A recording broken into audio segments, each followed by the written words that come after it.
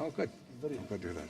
Hello and welcome. I'm Rima Maktabi, coming to you from Davos, and we're holding Davos Debate for this year. And the title of the session is Iraq and Syria, the strategic context. How are security emergencies in both countries reshaping the geoeconomic and geopolitics of the region? Allow me to welcome our guests for this session. Dr. Ayad Allawi, he's the Vice President of Iraq. And His Royal Highness Prince Turki Faisal Al Saud. He's the chairman of King Faisal Center for Research and Islamic Studies and the former head of Saudi intelligence. Mr. Roj Shawis, he's Deputy Prime Minister of Iraq and former Peshmerga commander. And Mr. John Baird, he's the Minister of Foreign Affairs of Canada.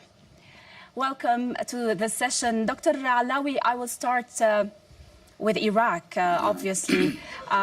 So there's the coalition and tens of thousands of Shiite militias backed by Iran, and also Shiite fighters called Al-Hashd al-Shabi, and the Iraqi army, and the Peshmerga, Kurdish Peshmerga. All of these are fighting ISIS in Iraq, and nearly a third of Iraq is still under the control of ISIS. Why? بالإنجليزي ولا بالعربي؟ بالإنجلش. بالعربي إذا بترتاح في translation. You can speak in Arabic if you wish so. الحقيقة Actually, الموقف مع داعش يحتاج إلى تنسيق بين القوى المختلفة. position with ISIS requires coordination with various parties, the Peshmerga, the coalition forces, etc. The required coordination is not available. One adds to the situation, the reconciliation with the people in Mosul and Tikrit and in other regions occupied by ISIS. This has not been accomplished so far. Hence, the battle for liberation, if I can say, is long and will not be achieved very soon. It will take few months if basic elements are ensured in the face of ISIS. So far, there are two ways to fight ISIS. The first way is the military approach and the attempt to reduce the strength of ISIS.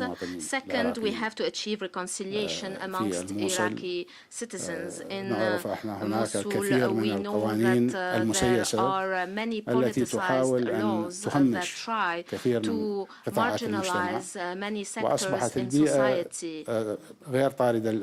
The environment ولهذا أنا أعتقد المعركة طويلة وستطول ونحتاج إلى جهود تنسيقية أكبر وأوسع ولا يزال التنسيق يرفع لحد الآن. So far, coordination is not sufficient. The political process and probably the lack of it that led us to this. But Prince Al Faisal, is it? Today, the Foreign Secretary, the British Foreign Secretary, said that it's going to take a year, maybe 2 years, to push ISIS back out of Iraq. Can the world afford another year like this in Iraq? بسم الله الرحمن الرحيم. أولاً In the name of God, most gracious, most merciful, first I would like to ask the colleagues not to give this criminal group the status of a state or of Islam by calling it ISIS, the Islamic State in Iraq and Syria. But I would rather prefer if the other friends here present would allow me, I would like to call them هذا هو الاسم الذي ينطبق عليهم بالحق. Because this is the name that applies to them. ما يجري في العراق وسوريا What is happening in Iraq ربما and لو Syria, عدنا إلى عندما حاول الأخ أياد ومجموعته في الانتخابات التي قبل الماضية وصلوا إلى أنهم انتخبوا بأغلبية من الأصوات been able to achieve success in elections with a big number of votes. But there was a conspiracy by Iran and unfortunately by the United States in order to keep Noor al-Maliki as Prime Minister. I think that this is where the situation became complicated. بوجود نور المالكي Because in the presence of Nouri al-Maliki, who has adopted a very oppressive policy, لمعظم المواطنين من المذهب السني Sunni اختلف citizens, مع إخواننا الأكراد في الشمال على had أمور disputes جوهرية with the Kurds in the north on basic فجعل من issues, العراق thus مركز إدارة عصابة transforming Iraq into a للاستفادة من أموال center العراق to run ومن a gang تهميش in order to take advantage مجتمع of the العراق wealth of في Iraq اتخاذ and القرار marginalize هذا decision الذي جعل making in المواطنين Iraq. في This has الأنبار led the وفي مناطق citizens أخرى in من Al-Anbar العراق and other إن regions لم of يكون Iraq لديهم تعاطف مع فاحش to have على الأقل compassion يسكتون with عن ما تفعل بينهم Fahish, the abominable ويتقبلون group, ما يأتيهم من and فاحش accept أفضل what مما comes يأتيهم من نور from المالكي. this group, which was لو considered الأخ to be أياد better ومجموعته from كانوا what انتخبوا comes from في ذلك Nouri الحين al-Maliki. وتولوا If Mr. إدارة Ayad had been الأمور elected at that time, الأمور هناك maybe حتكون the situation would في have مسار been different in أفضل the بكثير region مما هي and عليه much better than تصريح رئيس الوزراء it is now. البريطاني The ينطلق من statement رؤية of رئيس الوزراء the البريطاني foreign لكن في نظري أنا التعامل مع foreign فاحش minister of Great Britain يتم comes بصفة in that التعامل sense. So مع dealing with أعراض المرض ISIS وليس المرض comes نفسه. in a way as to deal with the فاحش symptoms of the موجودة disease هناك and not the بسبب disease itself. This الحكم abominable الذي group استبده exists نور المالكي because على الشعب of the العراقي. oppression by Nouri فاحش al-Maliki موجودة في سوريا towards the Iraqi لأن بشار people. الأسد This group is مستبد present in في حكمه Syria على because الشعب Bashar السوري. al-Assad is فإذا كنا نريد also أن acting نتخلص من like فاحش a يجب أن autocratic نعالج leader against the المرض people. الأساسي This is why we have اللي to هو في treat the بغداد disease at the basis وفي which دمشق. is present in ومن هذا Baghdad المنطلق and Damascus. لدينا الآن برنامج Hence, أعلنته we الحكومة have now a العراقية program الجديدة that was announced by the new Iraqi لمحاولة government in order to الجمع try مرة ثانية بين المواطنين to العراقيين reunite سواسية. فهذه اسمحي لي أكمل بس جملة please واحدة. allow me to هذه continue. الحكومة علينا أن نحاسبها We على have to أفعالها. hold this government وللشعب accountable for العراقي its البداية actions. في ذلك.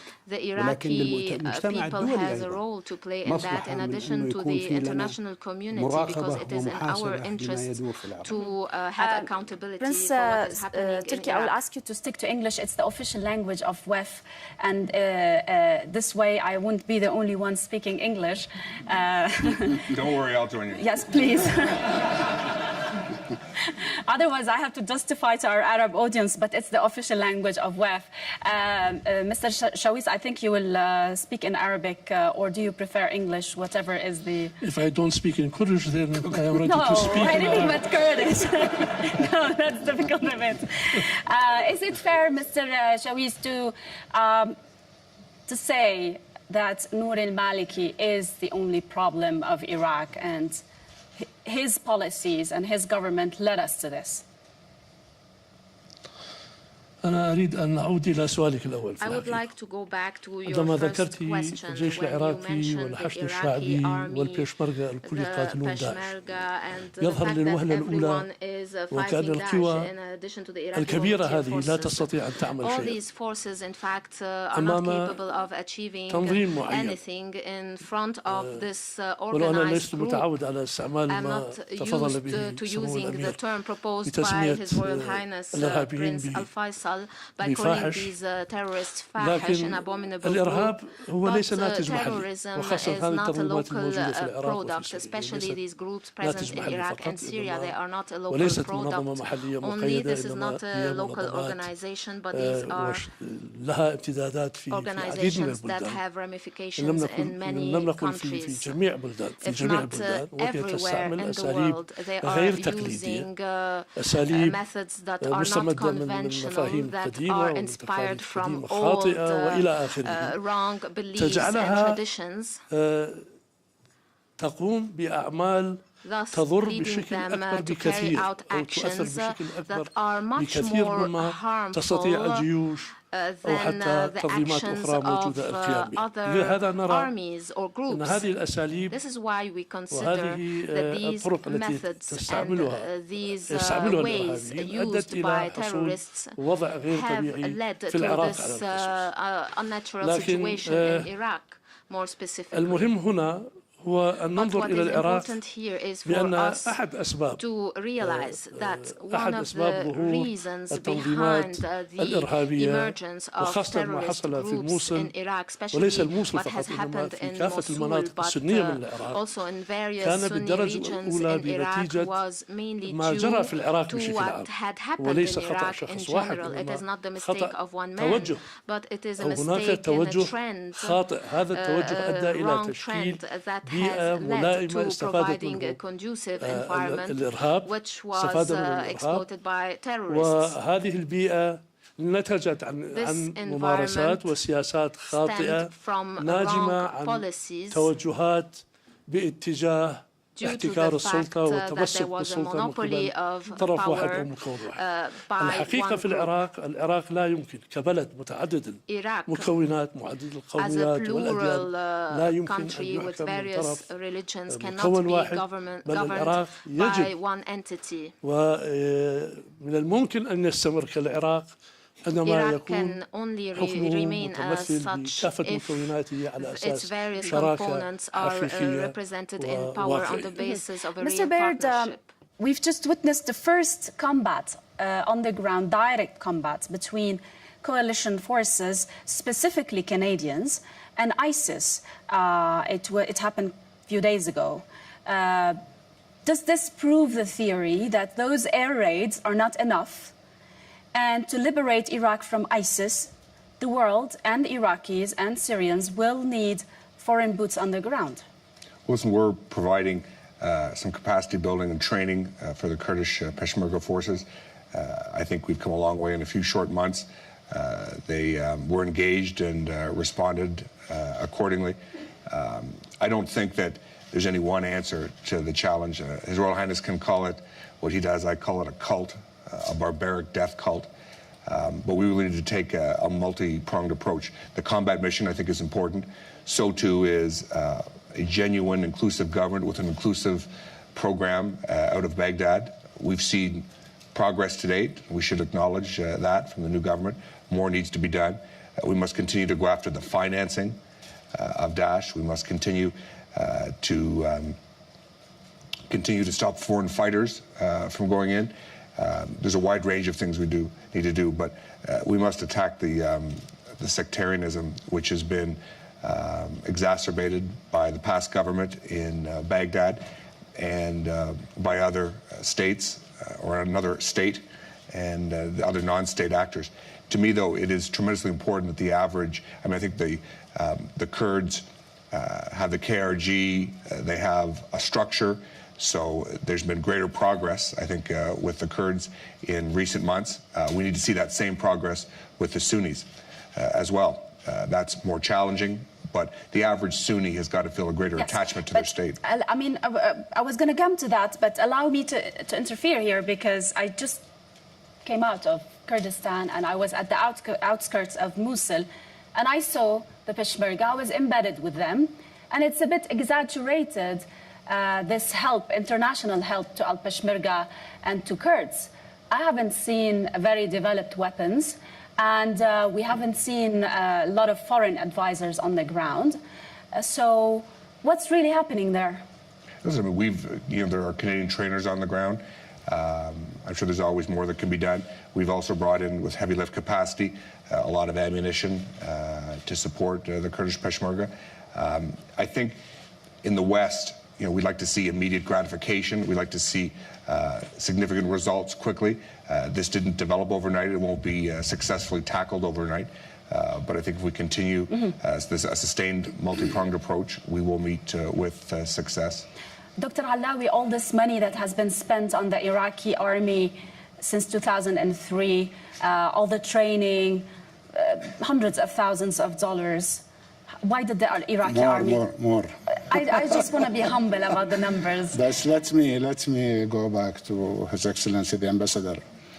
I believe the war against Daesh requires intelligence pooling of intelligence information to identify the weaknesses and strengths of Daesh, ISIS. Secondly, I think we need special forces to conduct surgical operations to hit at the command and control of ISIS. We have to recognize now that ISIS is spreading. It's not localized now. It's not in Iraq and Syria only. It's spreading to Lebanon. It's spreading to Libya. As far as Libya, it's spreading to Yemen. And the fight in Iraq is essential to break the back of these terrorist extremists, because otherwise the whole region will be engulfed. Unfortunately, all the help that came from our friends and allies in the world was not useful, but not to the extent that one can get rid of ISIS. I think the key issue here is how we bring the people around to support fighting ISIS. Can you do it without the Sunni tribes? No, it's not the tribes only in Sunni areas. I beg to differ with our friend, the ambassador. I think the Sunnis are disenfranchised. I think the Sunnis, what they see now of the deployment of militia forces and what they see in the ethnic cleansing and sectarian cleansing that is taking place, and the fleeing of other components of the Iraqi people, such as Christians and Yazidis, is not going to be encouraging to the Sunnis to take part in fighting ISIS. Yes, but Sunnis themselves are also suffering from sectarian cleansing. Yeah, militias, Shiites backed by Iran, not on the hand are of also ISIS. Going into Sunni villages and committing atrocities. Yes, exactly. That's what I'm saying. Bunimr tribe has been wiped out nearly. No, in certain areas, almost the Transparency International, I think, quoted 130,000 houses have been seized by the militias of Sunnis, taken over by Sunnis. So the Sunnis, they have to buy into fighting ISIS.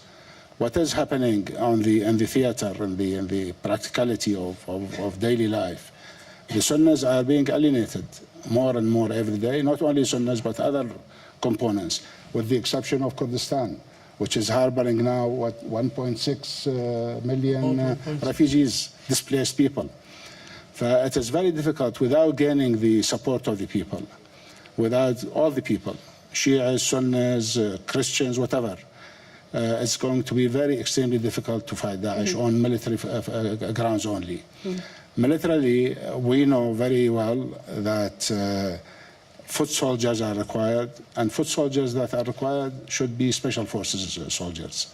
Foreign, Western? No, Iraqi, but special forces. Would you accept that Western forces would participate? No, we don't accept Western forces. But we keep hearing those quotes that the Iraqis are not ready, not efficient, not incapable of handling it. No, the Iraqis are ready, but the political landscape was not helpful to Iraqis to fight extremism. In fact, the political environment was such as inviting extremism to Iraq rather than expelling extremism. That's why Daesh came to Iraq, because Iraq became a soft spot for extremism. Since the dismantlement of the state of Iraq, since the dismantlement of the army, of the police, of the intelligence, Iraq was rendered incapable of doing anything. And then the Ba'athification was introduced, then sectarianism was introduced. And this brought and invited a lot of regional powers to intervene in Iraq and to interfere in Iraq. Who are these regional powers? Some, of course, regional powers, including Iran, as per the statement of the deputy of Mr. Qasim Soleimani, who said that we have armies are fighting in Iraq and we are in control of the political environment in Iraq, which is wrong. It shouldn't be said in this way, although we know that a lot of militias are being supported. But also there are popular people who have joined the struggle against ISIS who do not belong to Iran. The army, unfortunately, was denied of its national character. It used to be a professional army. It was dismantled. I retrieved the army. and then it was dismantled almost again. So really, the army did not have any reason to fight. Yes, but Prince Turki, with your military experience and also taking a closer look at the landscape, political landscape of the intelligence one. I'm glad you corrected that. My military experience was confined to volunteering during the Suez War for a 3-month training course when I was in school. You were the head of Saudi intelligence, and that's which has powerful apparatus in the Middle East. Semi-intelligence, semi-military. Okay, so with this and also taking a closer look at the political landscape in Iraq, do Iraqis need a new social pact? Is it the army that has a problem, or the political system, the lack of inclusive policies, a new social pact, new probably consensus? لا يفتى ومالك في المدينة. Two Maliks we have with us here who have said already that Iraq needs a global reconstruction. It's not just the armed forces, it's the whole political structure. But when you mention military, let me just refer you back to what you said about the British Prime Minister's statement. A curious and very ironic situation we have in both Iraq and Syria is that the coalition, and there is a coalition, fighting Fahish. In Syria, it is the United States and the Arab countries, Saudi Arabia, UAE, Bahrain, and some contributions from Qatar. And that's it. In Iraq, the coalition is... And Jordan also. And Jordan, sorry. In Iraq, the coalition is the United States, Canada, New Zealand, Australia, the UK, France, Belgium, you name it. What are you trying to tell us? I'm trying to say that you can't fight a battle with such an improperly organized campaign, where you think one front can only be handled by one group of partners and another front handled by another. Why are the Europeans reluctant to bomb Fahish in Syria? They refuse to do it. I asked Europeans why, nobody answered me. And I know why we're not in the coalition in Iraq. It's because the Iraqi government, the present one, under Abadi, doesn't want Arab contribution to fight Fahish in Iraq. They accept Iranian contribution, but not Arab contribution. That's one of the things you have to fix with Abadi. So you want more Saudi involvement in Iraq? Well, not just Saudi.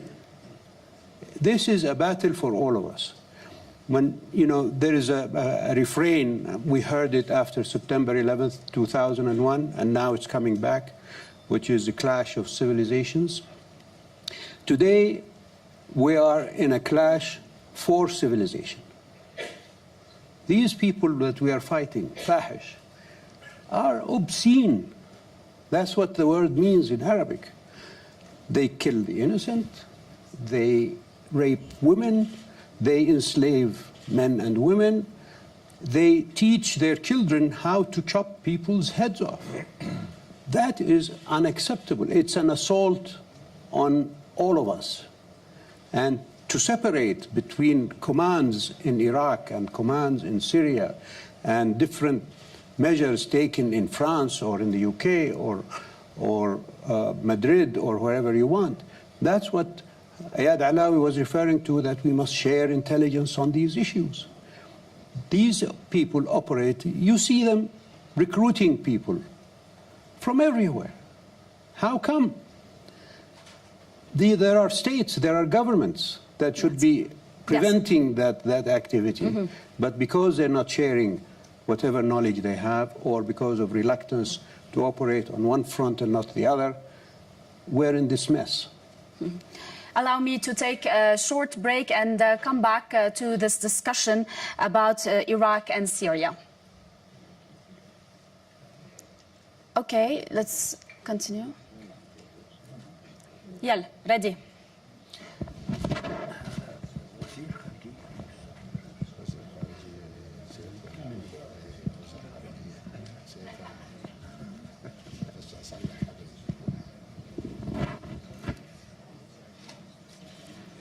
Hello and welcome back to Davos debate. I'm Rima Mektabi and welcome to our guests.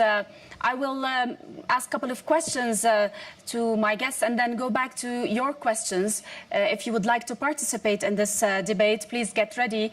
Mr. Baird, ISIS has brought down the borders between Iraq and Syria. Probably it's accurate to say it's Syriac. For ISIS, it's just probably one body for them. Are we going to witness a spillover? We've seen some of this spillover probably in Europe and some parts of Yemen and also Libya and in the Middle East. Are you dreading a worse scenario for 2015? Listen, I think we've got to recognize that the terrorism inflicted on the Syrian people, against the Iraqi people, will lead to violence elsewhere. A gunman stormed our parliament, was killed 15 meters from where I was on October the 22nd, while not directed, certainly inspired by Daesh. So this is a global phenomenon that requires a global response. I think we've got to understand, just as fascism and communism were great struggles that the last century had to confront, this type of terrorism, extremism, is the struggle for this century, and we've got to confront it as such. That's why we've got to attack its propaganda. We've got to attack those that would seek to radicalize others, in addition to the efforts going on in Iraq and Syria. Mm-hmm. Mr. Shawiz, there's a general impression in Kurdistan, and I felt it a little bit, that probably now Kurdistan is closer to having its own state with what's happening in Iraq. Sunnis might want their own federation, and probably this will facilitate Kurds to have their own state, and probably Shiites will have their own federation in Iraq. Is this possible at all? طبعا أنا ذكرت من العراق هو بلد متعدد القوميات والأديان والمذاهب كي يبقى العراق متماسك وموحد يجب أن تشعر كل هذه المكونات بالمساواة والعدالة الحقيقية على أساس توزيع السلطة on the basis of the sharing of power, participation in power in a real and true manner, so that all the people would feel that they own the country, they live in the country, and their interests are in this country. On this basis, we have drafted the Iraqi constitution. الدستور العراقي الذي استفتى عليه أكثرية الشعب العراقي حوالي 80% من أبناء الشعب العراقي على الرغم من الملابسات التي جرت من بعض الموضوع ونجح في الاستفتاء وأيدته 80% من أبناء الشعب. هذا الدستور وضع الحلول الحقيقية لمشاكل العراق والتحديات التي تجابه العراق بحيث بالنتيجة العراق يبقى كبلد اتحادي ديمقراطي تعددي وموحد. What do Kurds now want? Do you still need a state? بالتأكيد Yes, of course. الأكراد كالكرد قومية كبيرة في المنطقة كأمة عددها يقارب 40 مليون لهم الحق ككل شعوب العالم have the right, like all the peoples of the world, to have their own state and their own status. But at the same time, the Kurds in the Iraqi Kurdistan, through the Iraqi constitution, has chosen to work for a united democratic Iraq. They still strive in this direction. Proof to that is the active participation of Kurdish figures in the government in Baghdad. Dr. Alawi, will you tell me what you told me on the plane?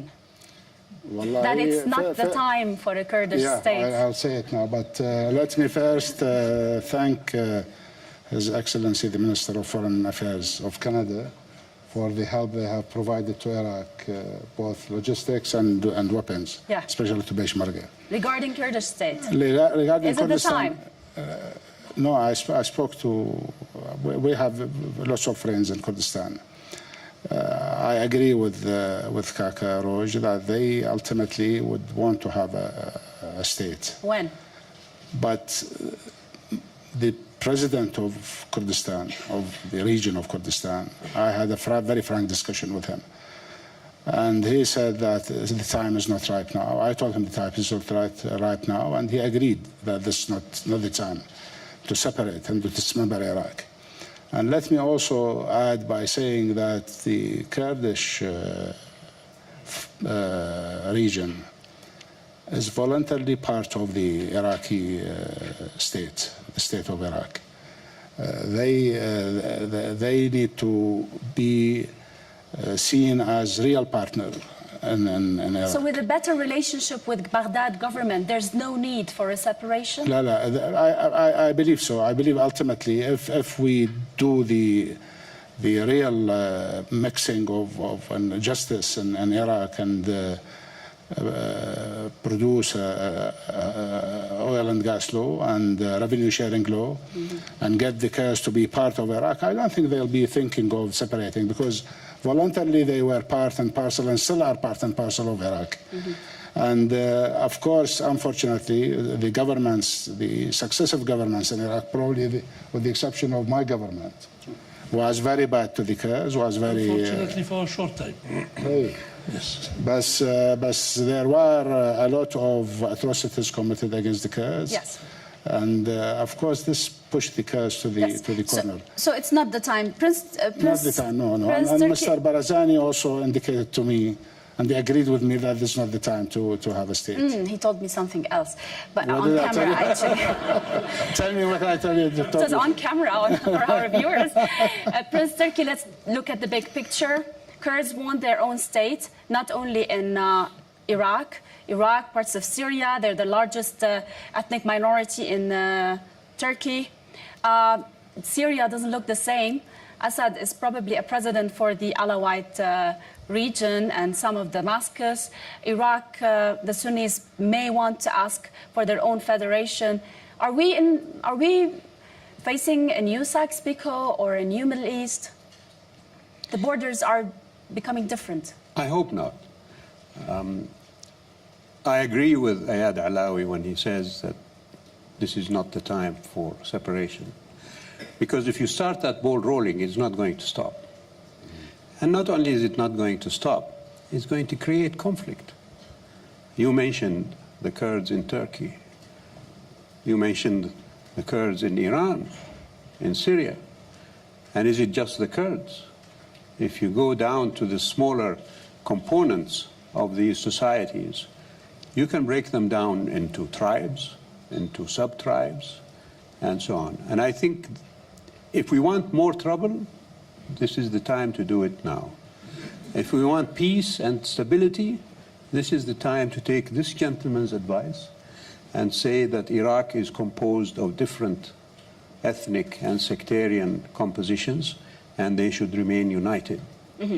And I would just like to mention here, Salah ad-Din al-Ayyubi, known to the West as Saladin, he was a Kurd.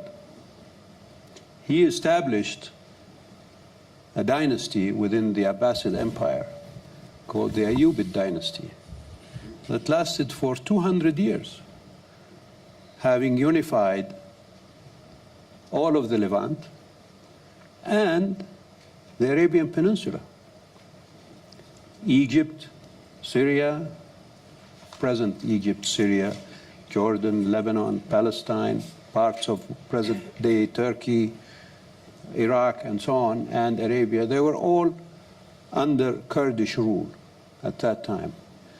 Nobody not only didn't object, but they welcomed it because he liberated Jerusalem from the Crusaders. This is a historical fact, and I think many people among the non-Arabs and the non-Kurds, if you like, don't know how much that resonates within us as Arabs and as Kurds and Yes. other components of the Middle East.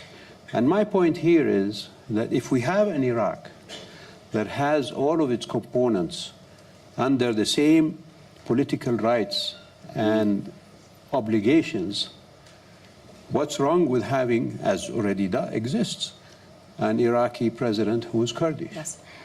Mr. Baird, you have a... I think the barbaric evil that we're confronting demands a unity of purpose to confront that evil. That evil is, the fuel that fires that evil is sectarianism, and the answer is pluralism, where people of different backgrounds, faiths, ethnic origins can live in peace and harmony. That's why it is so imperative that the central government in Baghdad deliver that kind of inclusive government for all citizens, Kurds, Sunnis, Christians, and others. Well, Mr. Al-Abadi, is he capable of this? Will he be allowed to do that? I think if you give him an interim judgment, I think he's done well. I think more work remains to be done, but I think he's gotten off to a good start. I'd like to open the floor for questions, and please, if you'd like to participate. I'll start with Mr. Janahi. If you can pass the phone, please introduce yourself. And, well, I promised him, Mr. Amr Moussa, I had to... He wants to be Mr. Janahi, but he's not. Thank you very much. A couple of people actually were asking, why do we have two people from Iraq on the panel? And since I don't know anything about politics or diplomacy, so I had to think of a bit of logic. I said, well, because Al-Arabiya, they know something that we don't know, that Kurdistan will be independent very shortly. And you were confirming that. I think whilst we talk, this is actually a very important session. 2 years ago, we had a similar session about Syria. At that time, we had 100,000 people being killed. And our focus was Bashar al-Assad. He was the bad guy. Everybody was going Bashar al-Assad. There was no talk about Fahish. And actually, I would love to see Mr. Obama, how he's going to abbreviate Fahish. That'd be an interesting thing. So, I mean, the things have changed ever since. Meanwhile, once we're having this discussion, there are 250,000 people dead, and they are increasing. We have half of Syria displaced. We have Mosul today, and I would like to bring this to Mr. Yad Alawi. We have Mosul today who are the people apparently living in a much better situation than they were 3 years ago, 4 years ago. They have security, they have food, they sleep at night freely, they don't have problems. Which means Fahish is doing, apparently, from a people perspective, a better job than the people before. What's the question? The question is, where are we going? I mean, we talked 2 years ago, this was a proxy war. I think without the regional powers coming together, how are we going to go forward? Are we going to be in 2 years down the road, 500,000 dead? Mr. Bashar al-Assad is still there, and still we're having Mosul, Erbil, whatever, coming under Fahish. Briefly, Thank you. Mr. Alawi, please.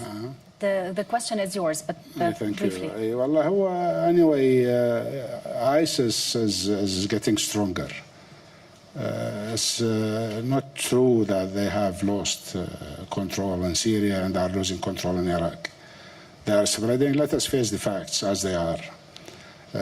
We have a very venomous, filled with venom, people who want to die for a cause. And opposite them, there are theaters which are not intact, theaters, political landscapes which are dented, filled with problems, and of course they are finding their own way. They are now rising in Libya because there is a breakdown in law and order. They are working in Yemen because there is a breakdown in law and order. And indeed, they have targeted the soft spot, which is Iraq. And without really an effort to get things moving by developing a strategy, a structured strategy to face ISIS, not only in Iraq and Syria, globally, then I think it wouldn't work. That we cannot control ISIS. The war will continue, and as it continues, it will develop more and more. People will be recruited by ISIS. Would this mean ousting Assad, major political change in Iraqi system, political system. Probably the GCC countries taking certain drastic steps. Reforms, political reforms. No, I'm talking about the GCC probably stopping the flow of some of its nationals into Syria. Well, they can. Like Kuwait has been probably hesitant to take some of these steps. The international community also is changing some measures. We don't have a strategy, a collective strategy in the Arab world. We don't have a collective strategy in the Islamic world. We don't have a collective strategy in the world at large. I know that there are spots here and there of helping Iraq, of giving some arms, of training some people. But I am talking here about a strategy which is facing the world. Yes. We have seen what happened in France. It's inspired by ISIS. And ISIS is hitting very hard. And today we met with our Libyan brothers, and they are talking about the presence of ISIS in Libya. Yes. Let me pass more questions to the audience, and we'll just collect a few questions and have the answers. The lady on the first row. Hello, everyone. I'm Bewar from Kurdistan, and I'm with the Global Shapers. Well, my question is directed to most of you, and the thing that I want to address is that sometimes, actually, in my eyes, I can see that the main problem with Iraq is the unity, actually, the unity that everyone claims that we have to keep. Because we all know that during Saddam Hussein, like the unity was unified, like Iraq was unified, and the force, right? Like Shias didn't have any right, Kurds didn't have any right. But when Saddam was out of power, we could see that like there was civil war, everyone wanted to have a part of Iraq. So don't you think that the unity is actually the problem of Iraq? Don't you think that like it's the poison to Iraq, that the unity that we all claim that yes, Iraq should be united? If it is really the solution, so what are the tools to actually make Iraq united? What are the tools that you can think of in a long term to make Iraq actually united and keep everyone happy? Okay, thank you. I'll also pass the microphone, please, to the lady. Can you introduce yourself? Sure. I'm Sarah Alawi. I have a question for... She's your daughter, but I decided to give her a chance anyway. I was going to say, for anyone who didn't realize, Dr. Alawi is my father. What's the question? I have a question for His Royal Highness Turki Al Faisal. You spoke of this Iraqi government and that it should be held accountable by the Iraqi people and also by the international community. Clearly so, because the international community has been dismissive of Iraq in the last few years and its early warning signs, which have resulted in instability not just in Iraq but in the region. How will such accountability be implemented to curb such contagion spreading? Prince Turki. Thank you. You said you wanted to ask some questions, but anyway, I'll take this. How did this present government come to power? It was through the work of Iraqis, but also through the work of the international community. The mainstay for Nouri al-Maliki when he was in power were not the Iraqi people.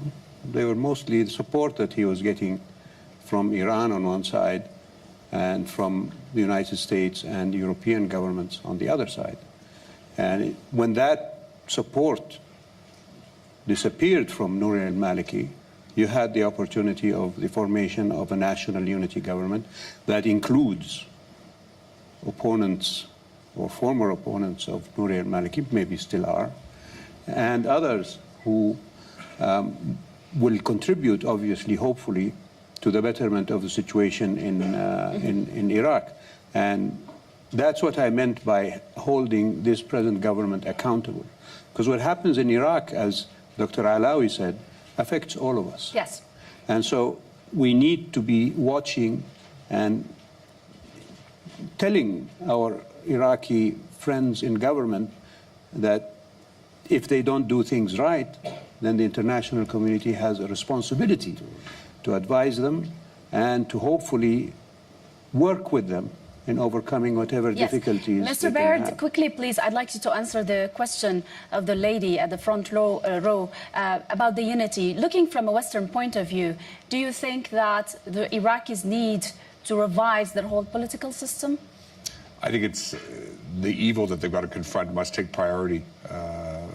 It is immediate, and all the energy should be going into confronting that. And to confront that, they need to have a government that governs for every Iraqi, not just an inclusive government with an inclusive program, but people have got to feel that on the ground. I think, as I said, I think they've made good success with the Kurdish population. I think more work remains to be done with the Sunnis, but that is tremendously important. We've got to, if there's any sympathy or goodwill that the average Sunni family may have for Daesh on the ground, we must obviously seek to pull them away. I'll open the floor for a couple of more questions, and then we will discuss the regional influence. I just want to quickly, please. Comment on His Royal Highness Prince Turki's statement. All groups, political groups in Iraq and parliamentary groups have agreed on a roadmap forward. And this roadmap, nothing of this roadmap have been implemented as far until now. And we hope that this is going to be the issue that would transform Iraq from where it was to something solid and united. Yes. But we are looking forward to the implementation of this roadmap that all parties have agreed to.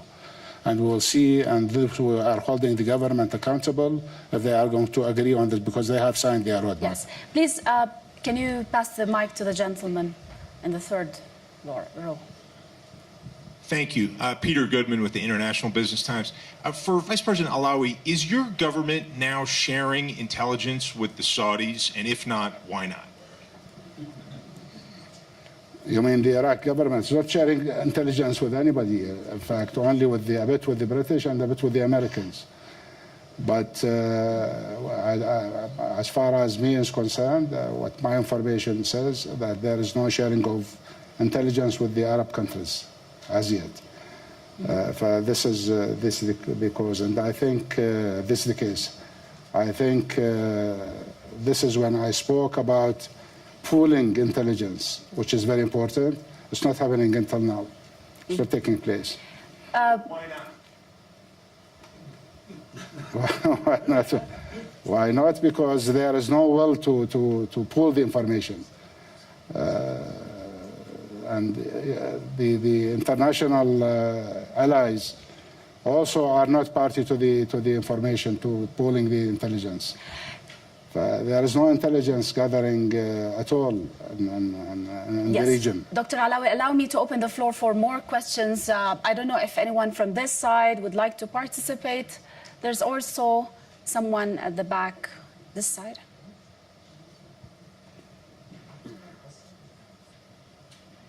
My name, we got the live mic? Yes, we do. I'm Grenville Byford, I'm a writer. It seems to me that there's an empty chair here that might be occupied by the Iranians. And I'd like to ask His Royal Highness a question. Could Saudi Arabia cooperate with the Iranians on this issue? And if so, on what basis? I'll pass also the floor for more questions because we'll be discussing the regional influence in Iraq. There's a lady in the second floor, in the second row here. Thank you. I am Amzine Khalifa from Tunisia, and I would like to tell you that all what's happening in Syria and Iraq not only affecting you, but obviously us in Tunisia, because our brothers and sisters are being slaughtered, but also because our youth that are hopeless think that they can go and fight in Daesh better than stay and live peacefully in my country. We are hearing a lot about security and military answers to fight terrorism. This is, to me, like trying to contain a vase that has already overflowed. It's definitely necessary. But in parallel, are we trying to think what are the profound reasons of why a terrorist becomes a terrorist? Why does a young Arab think that it's better to go and die for Daesh? Yes. And I think that why we have such illness in our all societies that produce predisposes young people to be brainwashed. I think we need to think globally, but act in our Thank you. I'm running out of time. Thanks a lot for your question. We have 5 minutes, and I would need a quick answer from each one of you. Prince Turki, the regional influence. So why don't the Saudis and the Iranians sit together and talk? And maybe that's probably for the better of the region. When the gentleman asked the question, before we came on this stage, I asked our moderator, why isn't there an Iranian representative? And she said, they refuse to come. And basically, that is the fault, not of Saudi Arabia, but of Iran.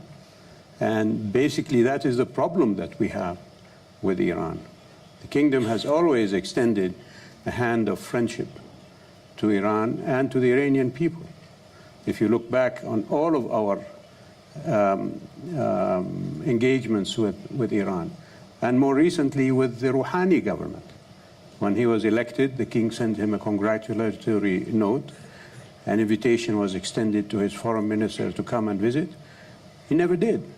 And his excuse was that if I don't meet the king, I'm not coming. Well, too bad. You didn't meet the king, so you didn't come. But if you wanted good relations with us, we'll be happy to talk with you. Yes. Finally, he met with our foreign minister in New York. And I imagine, and I wasn't present at the meeting, that they exchanged lists of complaints about what each country is doing to the other.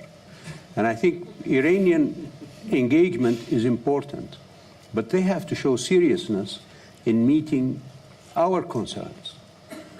Our concerns are, as Dr. Alawi said, the deputy to General Soleimani boasting that he has armies in 4 Arab countries, that they control 4 Arab capitals. This is public statements by Iranian officials. Yes. It's not something that I invented or that came out on the internet with no reference. So that is the problem with how Iran interacts with us and how we would like to see them remove their presence from the Arab countries, because they're an instigator of trouble. They're not pacifiers there. Thank They're you. instigators of trouble. Thank you, Prince Turki. A word for Mr. Baird. I have great respect for the Iranian people. They have a great history and can play a big role in the region and internationally. But you know, the current regime in Tehran is playing a very negative and destructive role in just about every single country in the region. Their material and tangible support for Assad has led to tens of thousands of people being killed. Their influence in Iraq has been, to be charitable, incredibly negative. Their material support for terrorism throughout the region is incredibly destabilizing. We'd extend the hand to the government in Tehran if they choose to take a different approach to foreign relations, but they're part of the problem, not part of the solution. Mm-hmm. Mr. Shawis, is it a proxy war? Mr. Janahi mentioned a proxy war. We've discussed all the problems within the Iraqi society, but we cannot deny that the influence, the regional influence and the balance of power is shifting and changing currently. Is it a proxy war? In Iraq, I believe that Iraq is facing a number of specific challenges these days. The first challenge is terrorism. The second challenge is our humanitarian crisis. We have huge numbers of IDPs and refugees. And the third challenge is the decrease in oil prices. These are tremendous challenges facing Iraq nowadays, in addition to all those challenges that we have inherited from the previous regime. That is why I say that Iraq as a country needs political stability. Iraq needs mutual understanding between its different political factions and between its different constituents and components, and we need cooperation with all countries in the region and in the world. The last word is you. I just have a couple of minutes only. Well, I think will Iraq be at peace without regional stability, without real dialogue? This is where when Iraq was undermined, the region went bust, all of the region. And it was followed by, of course, Syria and now Egypt. Unfortunately, Egypt is reviving itself. Tunisia have revived itself. but we still have a major problem in the region, and we have to deal with each other whether we like it or not. And that's why I personally have called, and I'm convincing the Iraqi government to call for a regional conference to sit down and look everybody in the face and say what is wrong and what is right, and assure and listen to their anxieties, and also they have to listen to our anxieties. Without this, I think the region is going to be exploding more than it is now, and all countries will be engulfed by the fire. And I think it's high time now for the whole region to get together and sit down and talk reasonably, without hesitation, and to find solutions based on two pillars. The first is non-interference and respecting sovereignty, not interference in internal matters. And secondly, the balanced benefits and trading benefits. Special thanks to my guests and to you for joining us, and to our viewers. We were with you from Davos, and we discussed this, Iraq and Syria, the strategic context. Thank you for watching.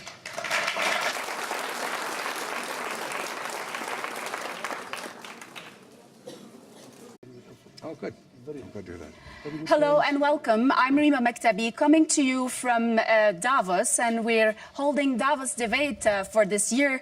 And the topic is, the title of the session is Iraq and Syria, the strategic context. How are security emergencies in both countries reshaping the geoeconomic and geopolitics of the region? Allow me to welcome our guests for this session. Dr. Ayad Allawi, he's the Vice President of Iraq. And His Royal Highness Prince Turki Faisal Al Saud. He's the chairman of King Faisal Center for Research and Islamic Studies and the former head of Saudi intelligence. Mr. Roj Shawis, he's Deputy Prime Minister of Iraq and former Peshmerga commander. And Mr. John Baird, he's the Minister of Foreign Affairs of Canada. Welcome to the session. Dr. Allawi, I will start with Iraq, obviously. So there's the coalition, and tens of thousands of Shiite militias backed by Iran, and also Shiite fighters called Al-Hashd al-Shabi, and the Iraqi army, and the Peshmerga. And we have to achieve reconciliation amongst Iraqi citizens. In Mosul, we know that there are many politicized laws that try to marginalize many sectors in society. The environment has to be good in order to fight terrorism. We require further coordination efforts. So far, coordination is not sufficient. The political process and probably the lack of it that led us to this. But Prince Al Faisal, is it... Today, the Foreign Secretary, the British Foreign Secretary, said that it's going to take a year, maybe 2 years, to push ISIS back out of Iraq. Can the world afford another year like this in Iraq? Bismillah ar-Rahman ar-Rahim. أولاً In the name of God, most gracious, most merciful, first I would like to ask the colleagues not to give this criminal group the status of a state or of Islam by calling it ISIS, the Kurdish Peshmerga. All of these are fighting ISIS in Iraq, and nearly a third of Iraq is still under the control of ISIS. Why? بالإنجليزي ولا بالعربي؟ بالإنجليش. بالعربي إذا بترتاح في translation. You can speak in Arabic if you wish so. الحقيقة Actually, الموقف مع داعش يحتاج إلى تنسيق بين القوى المختلفة. Position with ISIS requires coordination with various parties, the Peshmerga, the coalition forces, etc. The required coordination is not available. one adds to the situation, the reconciliation with the people in Mosul and Tikrit and in other regions occupied by ISIS.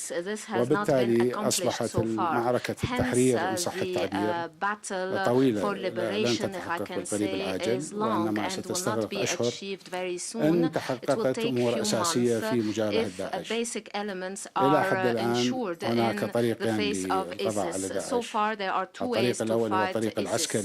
The first way is the military approach and the attempt to reduce the strength of ISIS, Islamic State in Iraq and Syria. But I would rather prefer, if the other friends here present would allow me, I would like to call them fahish. هذا هو الاسم الذي ينطبق عليهم بالحق. Because this is the name that applies to them.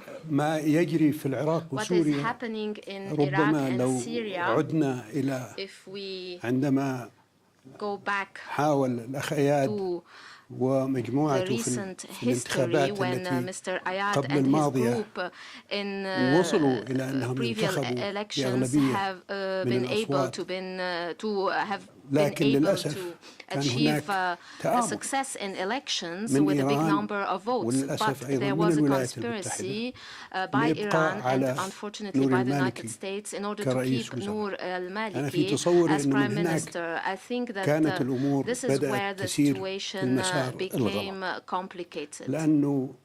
بوجود نور المالكي because in the presence of Nouri al-Maliki, who has adopted a very oppressive policy, لمعظم المواطنين من المذهب السني اختلف مع اخواننا الاكراد في الشمال على امور جوهريه فجعل من العراق مركز transforming Iraq into a center to run a gang in order to take advantage of the wealth of Iraq and marginalize decision-making in Iraq. This has led the citizens in Al-Anbar and other regions of Iraq لديهم تعاطف مع فاحش to have compassion with Fahish, the abominable group, and accept what comes from this group, which was considered to be better from what comes from Nouri al-Maliki. If Mr. Ayad had been elected at that time, maybe the situation would have been different in the region and much better than it is now. The statement of the foreign minister of Great Britain comes in that sense. So dealing with ISIS comes in a way as to deal with the symptoms of the disease and not the disease itself.